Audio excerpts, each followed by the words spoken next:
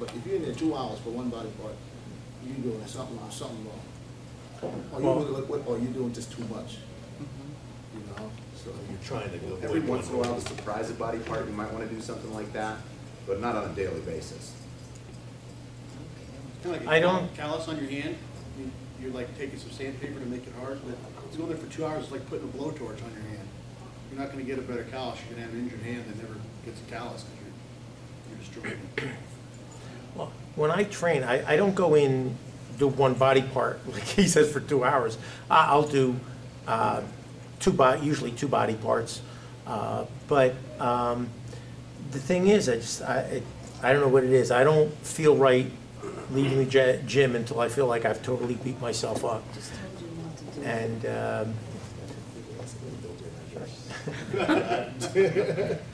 you're not listening. We can't compete with the mental mindset of that, man. You know, yes, you can.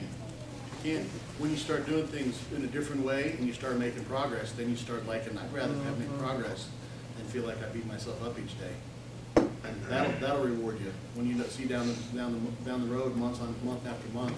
Hey, I look better, I'm stronger, I'm making progress. Then you start to say, okay, I think I'm onto something here. I don't got to beat the crap out of myself every day. Okay. Go somewhere, so. What's the biggest sign of overtraining?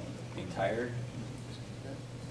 That's the Your waking heart rate, if it's elevated, that'll tell you. Okay, yeah. When you feel weaker, and I go to the gym. I had it a few times in the earlier days when I overtrained myself, and first I didn't realize what was going on. When you're used to something, and you come in, and sometimes you go to the gym and you just don't feel like it. Or you're tired, or you just don't have the strength. Because you're not always, it's not always the same. So, but when you obviously weaker, and stuff like that, that's when I feel that I need to take a couple of days off.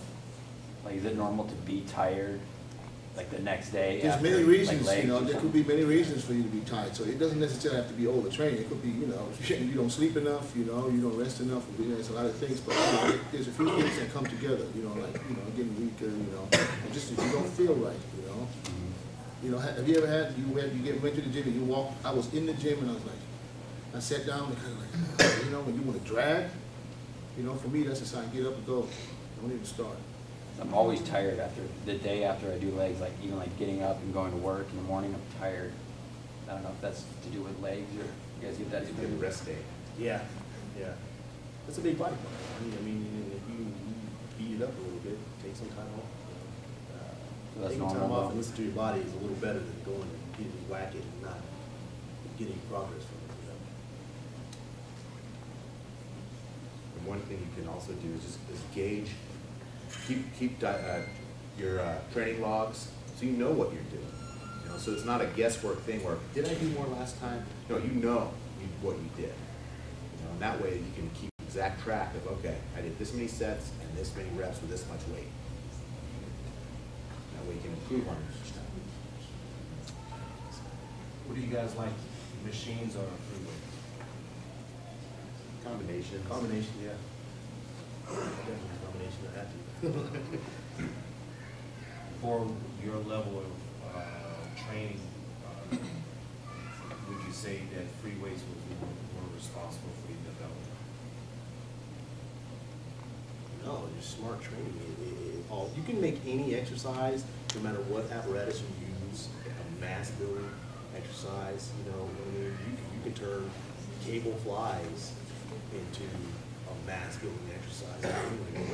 It doesn't matter. You use what you have available.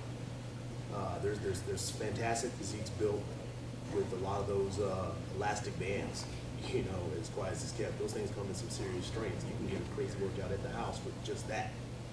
You can do, there's things you can use around. You don't necessarily need machines and equipment to get the physique you want. You be innovative and smart with what you're doing. You can do what you want. Just so happens, if you have a facility around to go to, use that. Use whatever's in there. And don't be stuck at these guys on my favorite leg press machine. I'm gonna sit there and hound him for 20 minutes until he gets off. Go find something else to do. You might like that. You know what I mean? You might like something that gives you a whole different feel in that area than something else. You know what I mean? So it doesn't necessarily need free weights or vice versa. Some people are scared of free weights because they they're just free weights. It's just that chunk of metal in their hand. It's intimidating, you know. So the machines and stuff take that out of the equation. They're on runners, you know, they're in a certain levers, especially the hammer strength, things like that, and you really don't need a whole bunch of stabilizing exercises or muscles to use those type of equipment that you do for free weights. For each of you guys, when did you start lifting and what got you into lifting? Just how did it start for you? It started back in 1992. I was already living in Thailand at that time, and I wasn't in the gym at all. So, but my friends that I was hanging out with at night, they were all in the gym during the day, and they walk around with them. What you call them? Unit them, yeah, the unit charge. You know, and they walk around like this at night, you know, and I look at, you know, and they try to. You know, chest all high, you know, start joking around with me, you know, because I was always a big dude. I mean, I wasn't that built, but I was always big. So, you know, and just one time, it was one night where I told this one dude, I said, I'm so tired. I said, I'll bet you I can get bigger than you in less than 3 months. So, and that was basically it, you know. For $100, I went to the gym the next day, and that was it, you know. And the same, I mean, that was June '92, and in October '93, I placed 4th in the universe. Oh. It was like a little over a year. Did you have an athletic background as a kid? Soccer. Soccer. Yeah. Okay. I was born and raised in Germany, so it was all soccer. Yeah. Cool. Since I was 4 years old. Dave, how about you? Me. I told these guys over here, it started in high school with me, and it only to a small degree. I was athletic, always an active kid, so I ran track and field in high school. I did 220 hurdles, 100-yard or 100-meter sprints, shot put, discus, those kinds of things. You know, and at 16 years old, I was like 135 pounds, and someone convinced me to enter the Latin classic bodybuilding, where I placed 3rd as a novice, lightweight novice, not knowing anything to do. Somebody showed me a couple of mandatory poses, and I'm sure we call them doinkers, but I went up there and probably doinked with the best of them, you know, and hit my most muscular, and that was great for me, you know. So that's where it got started, but officially didn't get started until I hit probably about 20 years old. After that, I didn't want to be one of those people who said I couldn't do something or I was a has-been. You know, I could have been great at what I did, so I picked it up a little bit and seriously picked it up 4 years later. 4 years after that, 3 years after that, I was on close to 27. So Went fast. it did go fast. The body responds. There's some of us that are really responsive to training over others that take years and years. But I got a late start, you know, no regrets. I'm where I'm at. Different rest of you are at, whether I got to start younger or later on in life, whatever. That's how I got started. Rusty? I was 14, it was 1974. I wanted to lift weights, and so I joined the football team so I could get into lift weights, because they don't want to let the football team in there. So, and I like training for the sports way better than I like the sports. I wrestled and stuff. But as a teenager, I won the Teen Arizona title 3 times in a row. When I was 17, when I was 18, and when I was 19. So I figured, well, you know, I'm sort of good at this. Maybe I ought to take it a little farther. So that's where it started for me. And how long was it until you got your pro card? What was that? I got my pro card in 2004. That's a long road. And I turned pro as a master at the Masters Nationals. That's what you said.